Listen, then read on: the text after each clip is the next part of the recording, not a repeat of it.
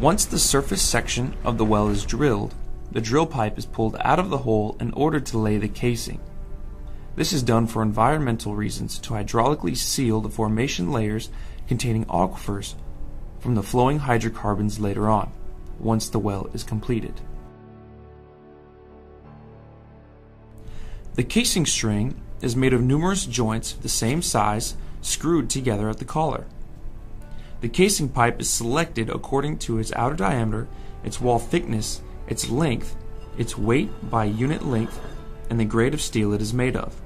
The selection of grade of casing depends on several variables, including the size of the hole, the rugosity of the drilled hole, the expected pressure of the flowing hydrocarbons, the H2S content, as well as the economic considerations.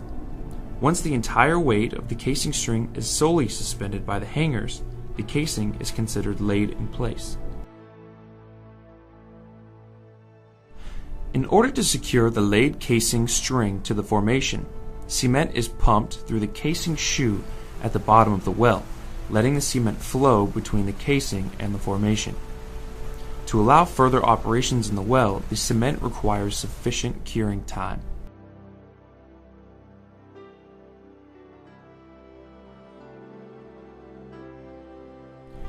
Once the cement has dried, the seal of the aquifers would be established.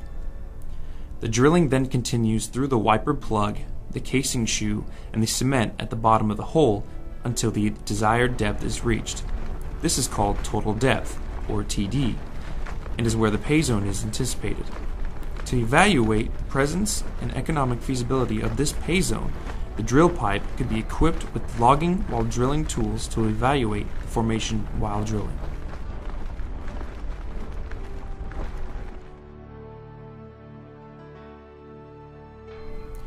It is a common practice to lower wireline logging tools to evaluate the formation and determine the economic feasibility of the drilled well. This is done by logging the anticipated pay zone through various types of sensors to determine the key properties of the zone.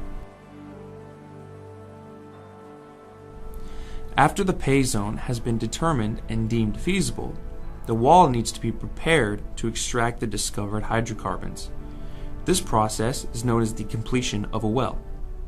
A common completion method requires inserting a casing string into the newly drilled open hole to prevent the borehole wall from caving prematurely during the various steps of completion. To allow further operations in the well, the cement requires sufficient curing time.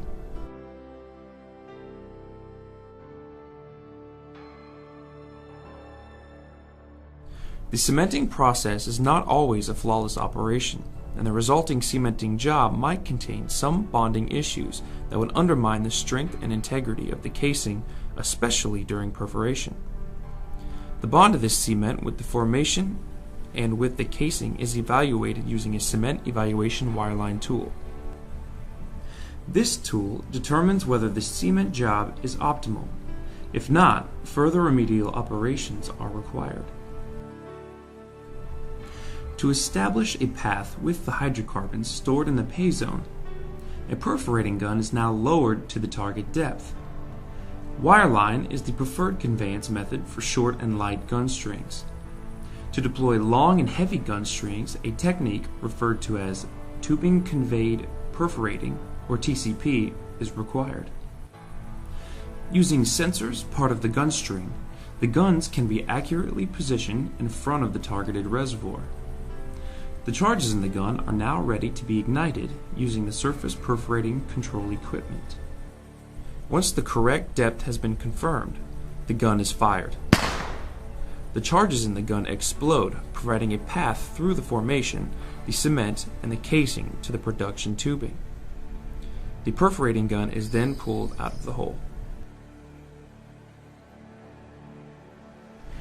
Now, the well is perforated and the path has been established between the stored hydrocarbons and the wellbore.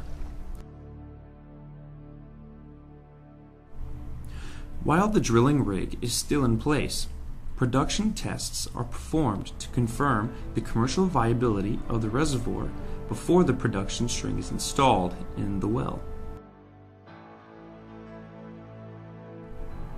A typical production string is made of a tubing string that includes a packer near the bottom end. The production packer is installed above the top of the perforations to ensure that the flowing hydrocarbons reach the surface only through the production tubing. Before the drilling rig is dismantled and moved away to its next location, the wellhead equipment, commonly referred to as the Christmas tree, is installed on top of the well. With the well completed, the production of hydrocarbons can begin. These hydrocarbons will fill storage tanks or feed pipelines until the day when the production rate has diminished and the well is plugged and finally abandoned.